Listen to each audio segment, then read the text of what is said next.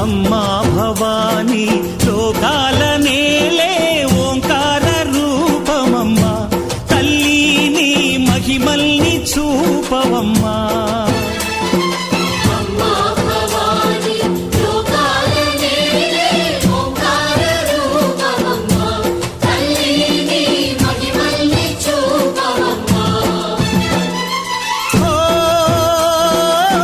సృష్టికే దీపమా, శక్తికే మూలమా, సింహరథమే నీదమ్మా.